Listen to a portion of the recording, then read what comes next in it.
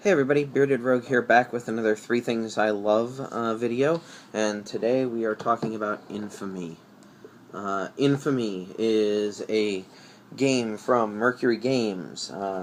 It's designed by Travis R. Chance, who is an awesome dude. You should meet him if you get the chance. But he's also a fantastic designer, and Infamy is probably my favorite design by him. And it's a game that I feel is underrated, to be quite honest. I think it's a fantastic game, and I think it just kind of flew under the radar.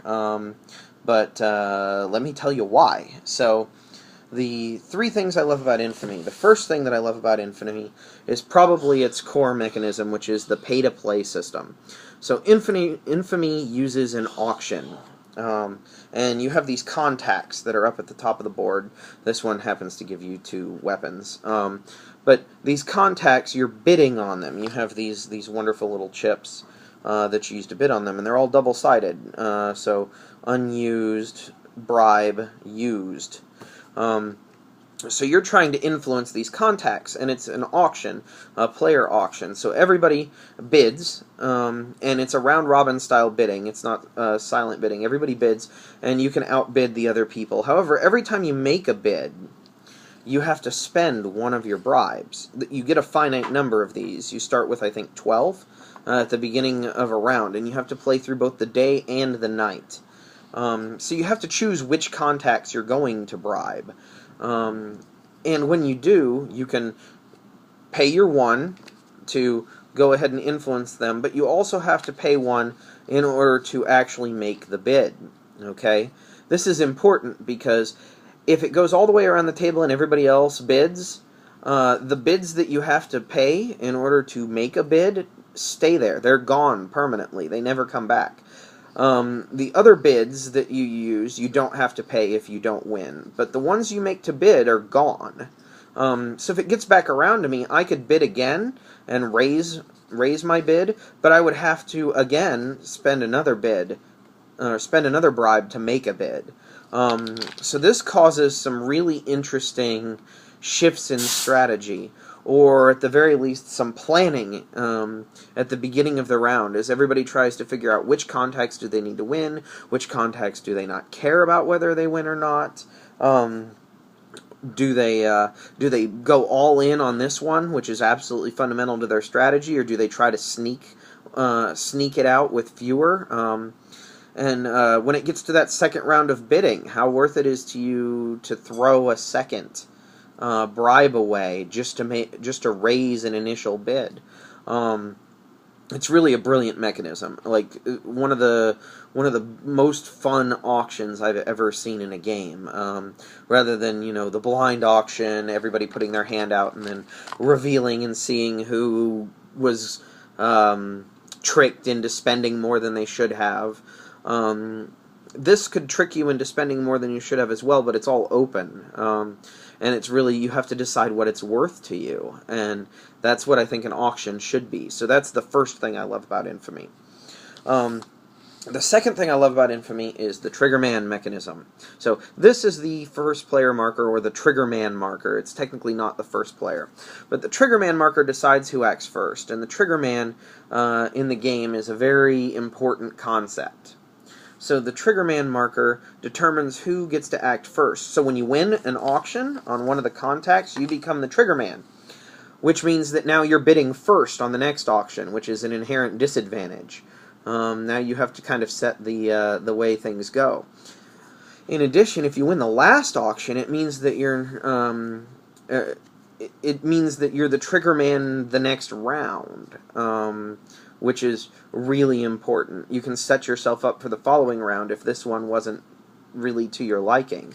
There's a worker placement element wherein the order that you win the contacts in determines what order you get to place your workers, but the Triggerman gets to settle any questions as far as ties on effects or things of that nature. So it's a really important thing, and the fact that it passes around a whole lot, and that they implemented it with such an amazing piece, really makes it something that I love. And like, everybody points this at each other. Like, it's just going to happen.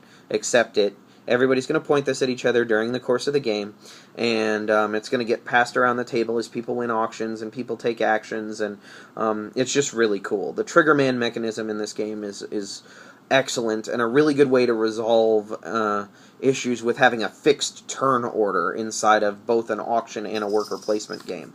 This kind of resolves that all in one go.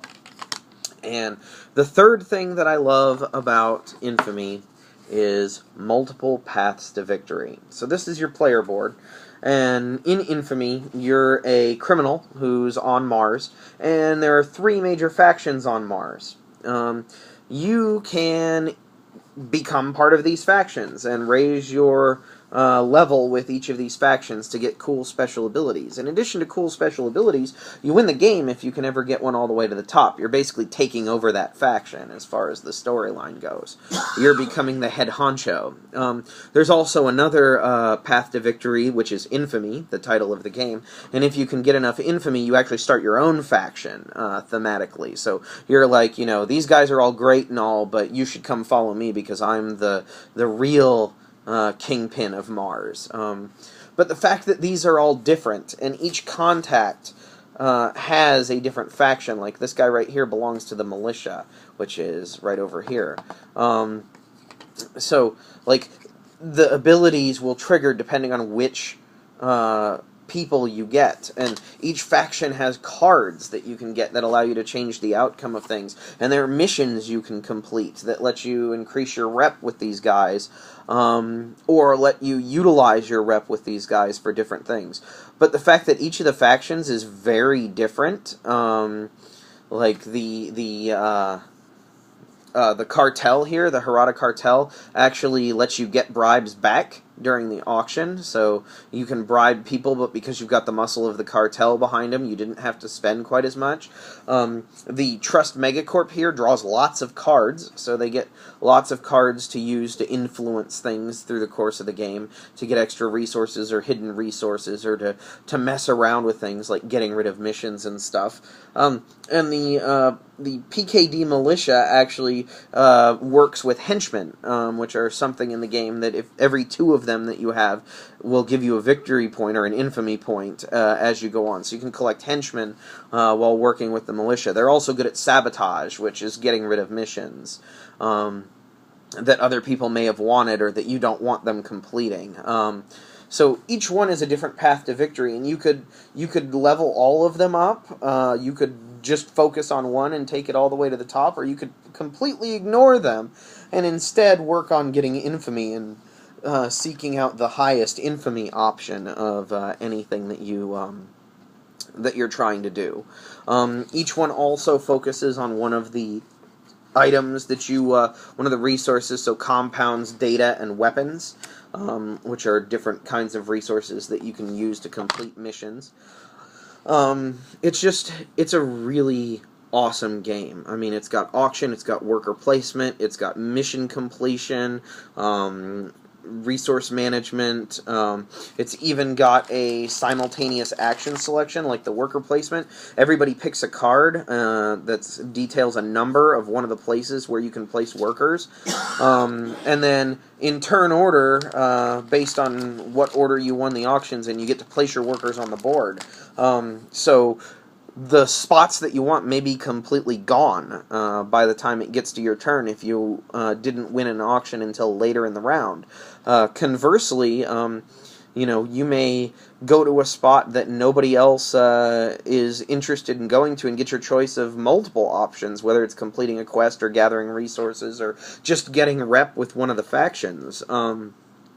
So it's really, it's a game that has almost all of the mechanics that I like inside of it, and still manages to feel like a cohesive whole, like one solid game, rather than a whole bunch of little mini-games stitched together. This game is awesome, and you should definitely, at the very least, play it. I think it's really solid, it's really underrated, and if you can at all, give it a chance, because I think this one will surprise a lot of people for how integrated everything is. Anyway, those are the three things that I love about Infamy, and I'll see you guys tomorrow. Bye.